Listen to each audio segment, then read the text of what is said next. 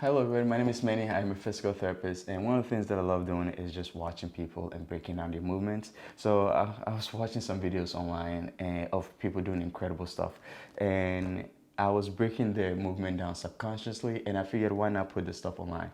So if you're interested in this sort of information for whatever reason, feel free to come back. I'll do this on a weekly basis. If you want to help me out find some videos, feel free to share some videos that you find online as well that you would like my thought process on, because I'm not really the best at browsing social media. So that will pretty much be the only hindrance to how consistent I'll be with these type of videos.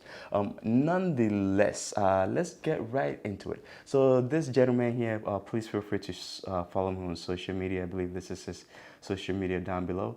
He's a middle distance runner, and I was just looking at his form, and honestly I was mesmerized by his legs. He has very long legs and he takes great advantage of them. But let's start with his hips here.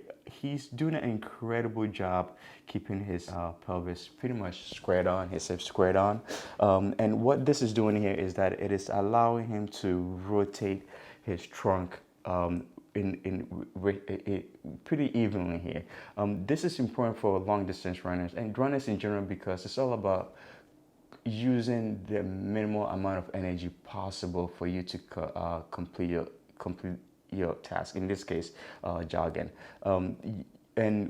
The reason why the squared on pelvis is important here is because it allows him to go through trunk rotation and load his core to help him propel himself forward. If you think of the muscles of our body as rubber band or springs, when you stretch it out, you just reloaded it. And if you do that optimally, it springs right back without as much effort. And he's doing that excellent here to make sure that he is using the minimal amount of energy necessary to propel himself forward.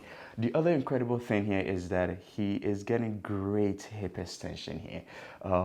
Usually, the fault that I find in hip extension when individuals are running is that they build into their low back, but he's not doing that here at all. He's keeping his course dead on straight, and he's getting optimal hip extension that allows him to load his hip flexors.